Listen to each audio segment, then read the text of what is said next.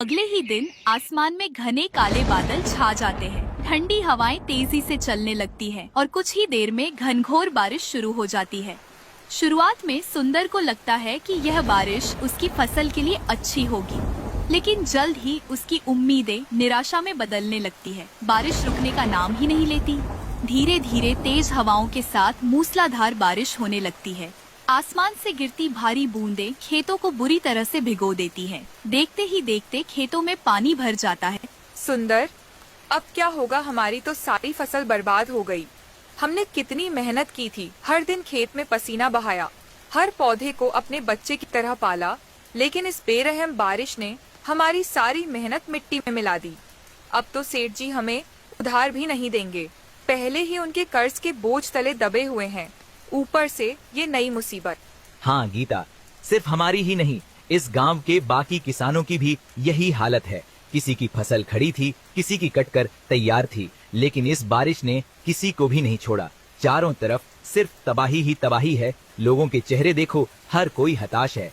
कोई अपने सिर पर हाथ रखे बैठा है तो कोई आसमान की ओर देख रहा है, जैसे भगवान से सवाल कर रहा हो।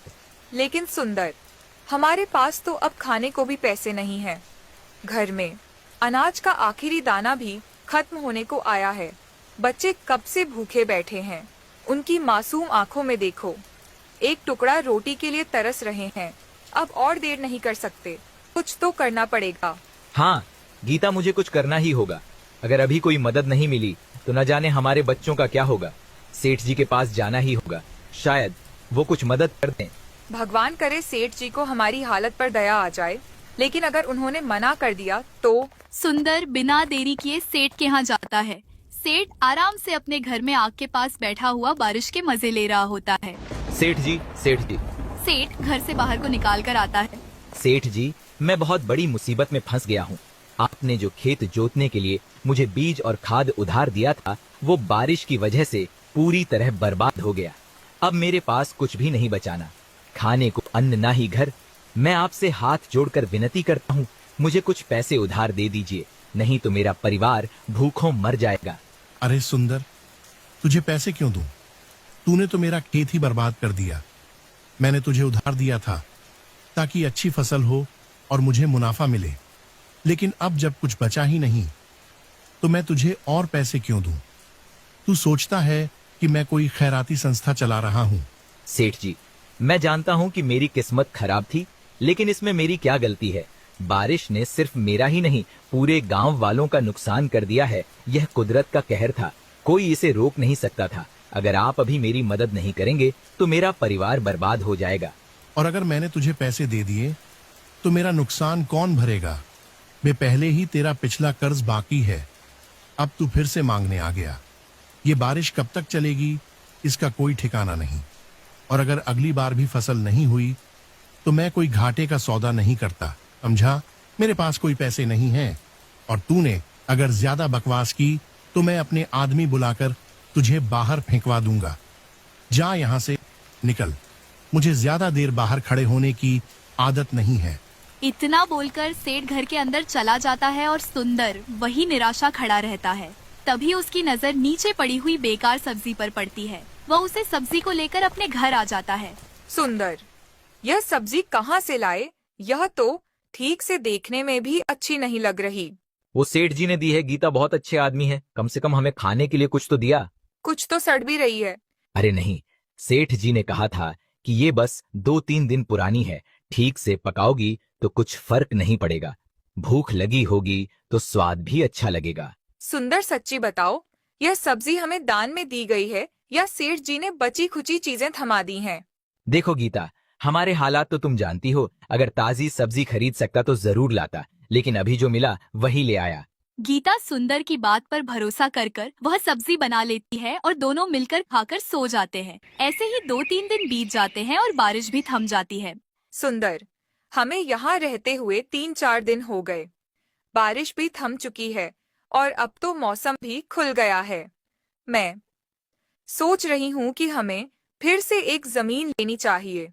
तुम उसे अपने खून पसीने से सींचोगे, मेहनत करोगे तो हमारी किस्मत भी बदल जाएगी।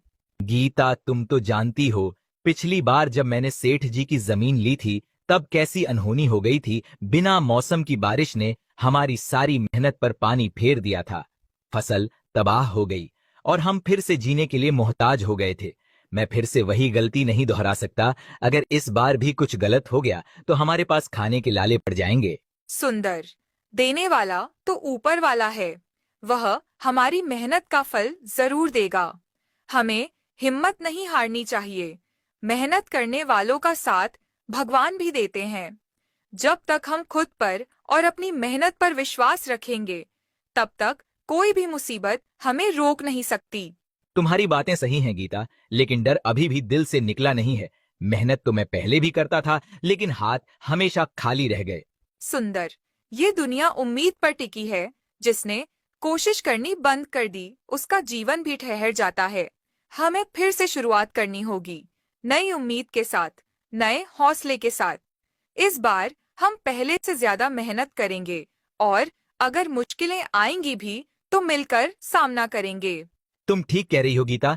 जब तक हम प्रयास करते रहेंगे तब तक हमारी हार नहीं होगी। मैं इस बार पूरी ताकत लगा दूंगा। चलो नई शुरुआत करते हैं। सुंदर सेठ के पास जाता है जमीन की बात करने के लिए। सेठ जी, मुझे एक बार फिर से आपकी जमीन चाहिए। मैं उस पर मेहनत करना चाहता हूँ। इस बार मैं उसे सच में हरी भरी कर दूंगा। अरे सुंदर, तुझे पिछली बार भी मैंने अपनी जमीन दी थी, लेकिन तू कुछ कर पाता? उससे पहले ही बारिश ने सब बर्बाद कर दिया। सारी मेहनत मिट्टी में मिल गई थी। अब तू फिर से मांगने आ गया। हाँ सेठ जी, मैं जानता हूँ कि पिछली बार मौसम ने मेरा साथ नहीं दिया, लेकिन इस बार मैं और ज्यादा मेहनत करूंगा। मैं अपनी मेहनत से हालात बदल दूंगा। अरे भाई, तू समझता क्यों नहीं? यह मौसम ठीक नहीं है। फिर से बेमौसम की बारिश हो रही है।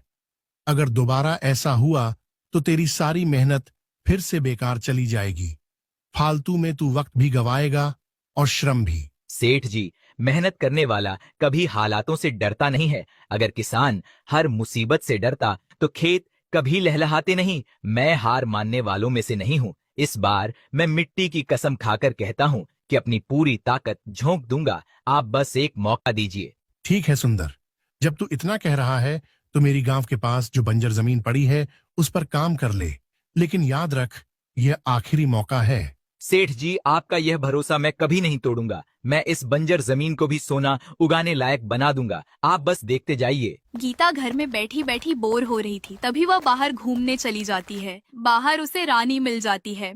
अरे गीता, मैंने सुना कि तुझे उस दिन की बात बहुत बुरी लगी, जब मैंने कहा था कि पहले हम कुएं से पानी भरेंगे, फिर तुम जैसे लोग।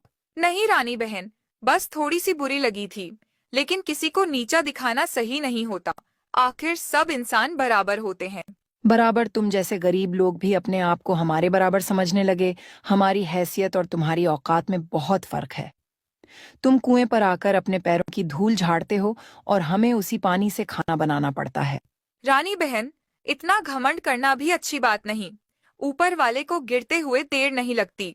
जो आज ऊंचाई पर हैं, वे कल नीचे भी आ सकते हैं।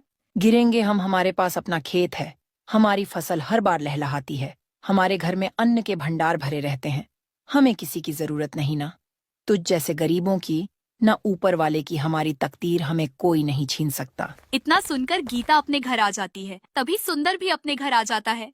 अरे गीता, तुम्हें पता है मैं तुम्हारे लिए एक खुशखबरी लेकर आया हूँ। सेठ जी ने हमें अपनी जमीन दे दी है। अब हम अपने खेतों में मेहनत करके उसे लहलहा सकते हैं। मैं कल से ही जुताई शुरू कर दूंगा।